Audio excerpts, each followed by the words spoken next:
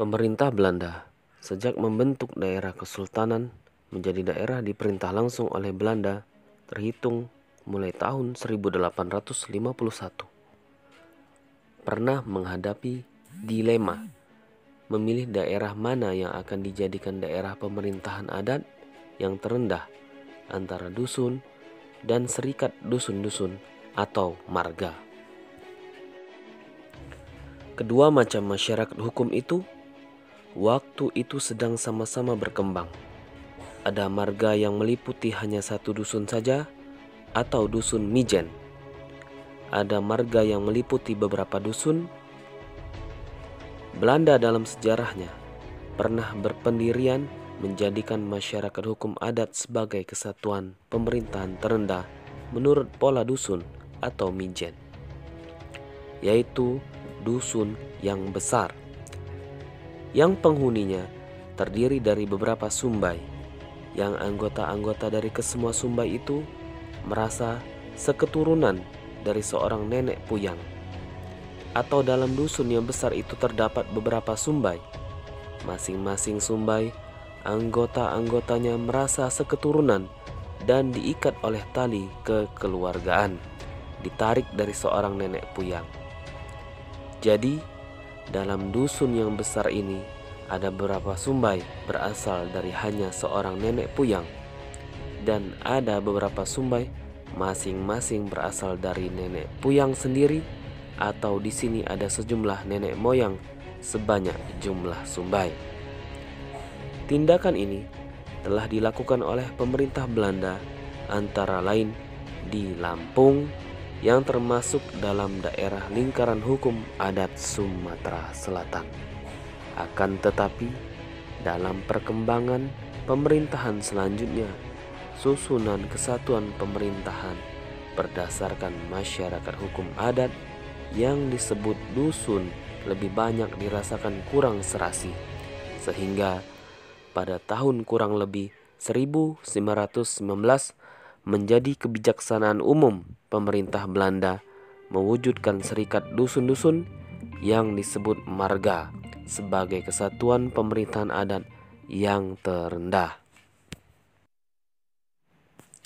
Si van Vollenhoven dalam karangannya dalam majalah kolonial Tijdschrift nomor 3 tahun ke-17 menulis sebagai berikut. Kira-kira tahun 1910 berlaku di Palembang bahwa dusun merupakan kesatuan pemerintahan yang resmi, sedangkan marga merupakan suatu kumpulan dusun-dusun yang tidak dikenal dalam perundangan. Dalam tahun 1919 terlihat kebalikannya, yaitu semata-mata marga disebut sebagai masyarakat hukum adat terendah dan bukan dusun. Dalam buku Van Rooyen mengenai hal ini disinggung sebagai berikut.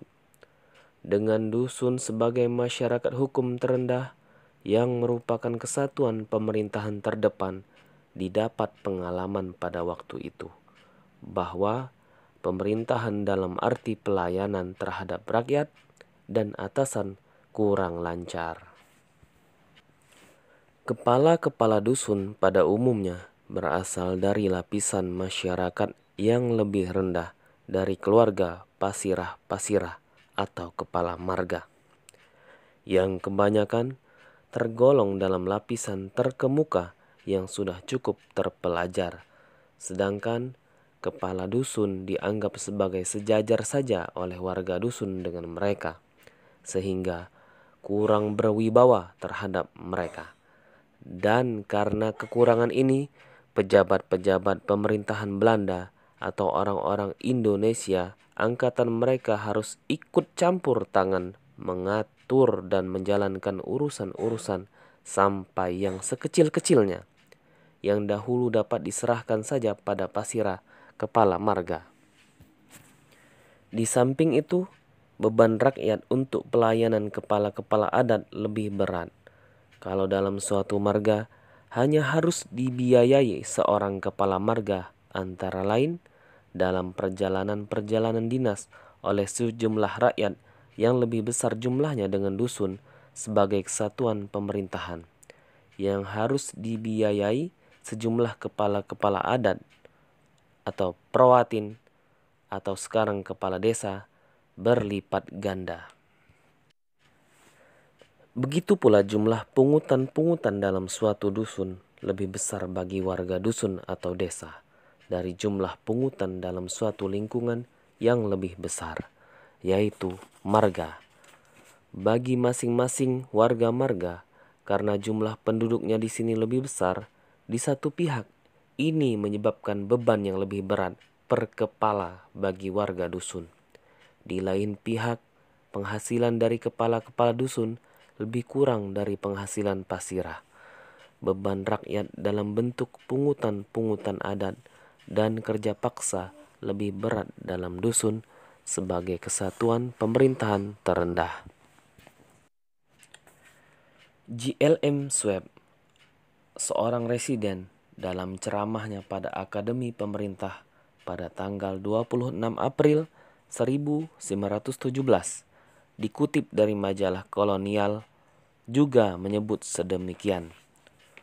Untuk pemerintah yang berdaya guna dan berhasil guna dengan sarana dalam serba kekurangan pada amtenar-amtenar Belanda, adanya pasirah-pasirah tidak dapat diabaikan.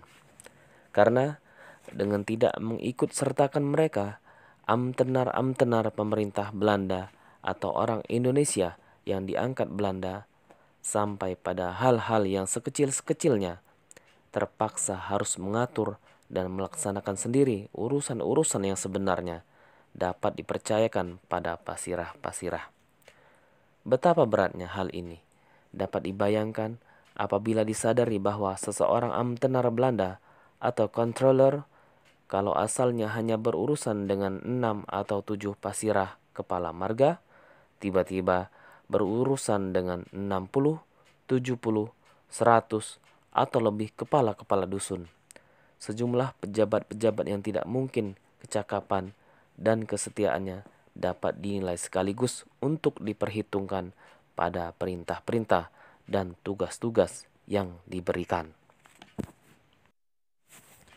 Apabila bagi pelaksanaan tugas kepolisian yang menghendaki tindakan yang cepat dan tepat, susunan pemerintahan yang menitik beratkan langsung tanggung jawab tugas pada kepala-kepala dusun sangat tidak berdaya guna.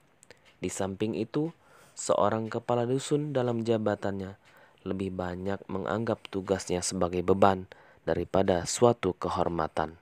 Sedangkan pasirah-pasirah kepala marga akan berusaha sekuat mungkin mempertahankan kedudukannya yang memberikan kehormatan, kedudukan terkemuka, dan fasilitas. Sehingga dengan adanya pejabat-pejabat tingkatan ini akan terdapat stabilitas baik mengenai orangnya maupun mengenai pelaksanaan pemerintahan secara rutin dan perasaan tanggung jawab yang sebenar-benarnya mengenai jalannya pemerintahan di marga. J.L.M. Swebb mempertanyakan, apa manfaat sebenarnya dari tindakan menghapuskan hubungan kemargaan, sedangkan kebijaksanaan yang berdaya guna dan berhasil guna yang sebesar-besarnya dalam ketatanegaraan Indonesia dan selalu ditaati adalah tidak mempekerjakan pegawai-pegawai bumi putra atau pribumi. Apabila dapat memanfaatkan tenaga oknum-oknum yang muncul dari tengah-tengah masyarakat asli yang bersangkutan sendiri, kalau sekiranya ada cacat cedera pada kemampuan dan kesetiaan mereka, karena diketahui pernah melakukan perbuatan tidak terpuji, perlu dipetik tunas-tunas liar dan parasit pada pohon yang subur itu. Akan tetapi, janganlah seluruh pohon ditebang habis. Tindakan mengabaikan kesatuan marga dan menjadikan dusun sebagai kesatuan pemerintahan yang terendah melumpuhkan urusan-urusan pemerintahan dalam negeri yang mengakibatkan kemunduran pemerintahan pada umumnya. Dengan pertimbangan-pertimbangan seperti tersebut, akhirnya sejak tahun 1919 ditentukan sebagai kebijaksanaan umum oleh pemerintah Belanda bahwa masyarakat hukum yang merupakan kesatuan pemerintahan yang terendah berdasarkan hukum adat adalah marga dan bukan dusun. Nah, demikianlah yang dapat kami sampaikan. Tunggu video-video selanjutnya terkait sejarah Sumatera Selatan. Kami pamit undur diri. Assalamualaikum warahmatullahi wabarakatuh.